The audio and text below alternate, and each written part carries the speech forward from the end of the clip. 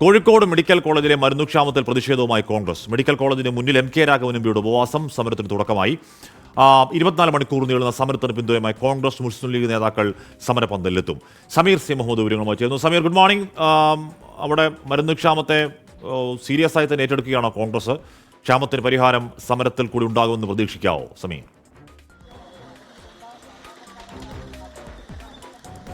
Good morning Hashmi. ഒരാഴ്ചക്കാലമായിട്ടും ഒരു വിധത്തിലുമുള്ള പരിഹാരം ഉണ്ടായിട്ടില്ല. അതുകൊണ്ട് തന്നെ വലിയ പ്രതിസന്ധി ആശുപത്രിയിൽ എത്തുന്നവർക്കുണ്ട്, രോഗികൾക്കും അതുപോലെ ബന്ധുക്കൾക്കുമുണ്ട്.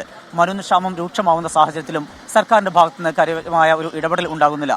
ഈ വിഷയത്തിലാണ് ഇപ്പോൾ M K Raghavan M P ഉപവാസ സമരം ആരംഭിച്ചിരിക്കുന്നത്. രാവിലെ 8 മണിക്ക് തന്നെ ഈ ഉപവാസ സമരം ആരംഭിച്ചു. നാളെ രാവിലെ 8 മണി വരെയായിരിക്കും 24 മണിക്കൂർ നീളുന്ന ഈ ഉപവാസ സമരം.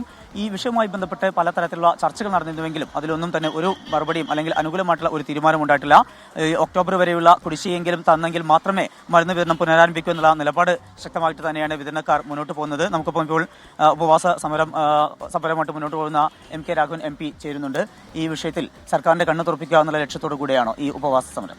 ഞങ്ങളിതൊരു ഗാന്ധിയൻ മാർഗ സമരം സ്വീകരിച്ചിട്ടില്ല. കാരണം എത്രയോ മാസങ്ങളായി രോഗികൾക്ക് മരുന്നില്ല, ഡയാലിസിസിന് മരുന്നില്ല, ശസ്ത്രക്രിയക്ക് മരുന്നില്ല, ഓക്സിജൻ ഇല്ല.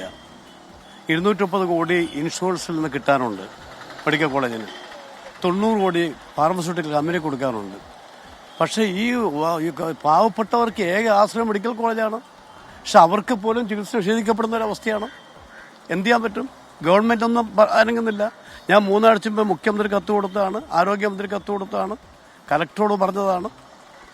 ആർക്കും ഒരു ഉത്തരവാദിത്വമില്ലാത്ത രീതിയിലാണ് പെരുമാറ്റം മുഴുവനും. എന്ത് ചെയ്യാൻ പറ്റും? ഒരു ആരോഗ്യമന്ത്രി ഒന്നും മിണ്ടുന്നില്ല. സാമ്പത്തികമായി കഴിവുള്ളവർക്ക് പ്രൈവറ്റ് ആശുപത്രിയിൽ പോകാം, ഈ പാവപ്പെട്ടവർ എങ്ങോട്ട് പോകണം?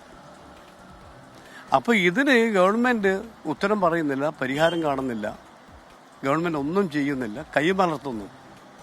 ഇപ്പോൾ ആരോഗ്യവകുപ്പ് തീർത്തും പരാജയമാണ്. മലബാറിൽ ഏറ്റവും കൂടുതൽ രോഗികൾ എത്തുന്ന ഒരു കേന്ദ്രം കൂടിയാണ്. അവിടെയാണ് ഈ വിധത്തിൽ ഇപ്പോൾ 10 ദിവസത്തോളമാവുകയാണ് മരുന്ന് വിതരണം പൂർണ്ണമായും നിലച്ചിട്ട്. അതെ, ഇന്നിപ്പോൾ സൂപ്രണ്ട് ട്രിവാൻഡ്രത്തേക്ക് വിളിപ്പിച്ചിരിക്കുക. ഇന്നലെ ചർച്ച നടത്തി. ഇന്നലെ നമ്മുടെ സമര പ്രഖ്യാപനത്തിന് ശേഷമാണ് ചർച്ചയ്ക്ക് വിളിച്ചത് ആദ്യമായിട്ട് പ്രിൻസിപ്പള്. ആ ചർച്ചയ്ക്ക് വിളിച്ചതും തീരുമാനമായില്ല. കാരണം അവർക്ക് 90 കോടി അവർക്ക് കിട്ടാനുണ്ട്.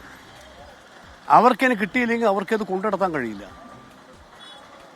അപ്പൊ ഇത് കാണാതെ പരിഹരിക്കാതെ ഇത് എത്ര കാലം മുന്നോട്ട് പോകാൻ സാധിക്കും? ഗവൺമെന്റാണ് ഉത്തരം പറയണത്. ഗവൺമെന്റാണ്. ഹാഷ്മി, വലിയ രീതിയിലുള്ള സമര പരിപാടികൾക്ക് കോൺഗ്രസ് തുടക്കമിടുകയാണ്. ഏതായാലും ഇന്നിപ്പോൾ ഉപവാസ സമരം ആരംഭിച്ചിരിക്കുന്നു. രാവിലെ 10 മണിക്കാണ് ഇതിന്റെ ഔദ്യോഗികമായിട്ടുള്ള ഉദ്ഘാടനം. മുസ്ലിം ലീഗിന്റെ സംസ്ഥാന സെക്രട്ടറി ഡോക്ടർ എം കെ മുനീറാണ് 10 മണിയോടുകൂടെ ഈ സമരവേദിയിലെത്തും, പരിപാടി ഉദ്ഘാടനം ചെയ്യും. ഒപ്പം തന്നെ ഇതുമായി ബന്ധപ്പെട്ട് കോൺഗ്രസിന്റെയും മുസ്ലിം ലീഗിന്റെയും പ്രധാനപ്പെട്ട മറ്റ് നേതാക്കളും ഈ സമരവേദിയിൽ എത്തുന്നുണ്ട്. മരുന്നുക്ഷാമം ഗുരുതരമായി തുടരുകയാണ്. അപ്പോൾ മരുന്നുക്ഷാമം പരിഹരിക്കണമെന്ന് ആവശ്യപ്പെട്ടുകൊണ്ടാണ് കോൺഗ്രസിന്റെ എം കെ രാഘവേട്ടന്റെ ഉപവാസ സമരം. അപ്പോൾ ആ സമരം ലക്ഷ്യത്തിലെത്തട്ടെ, പരിഹാരത്തിലെത്തട്ടെ.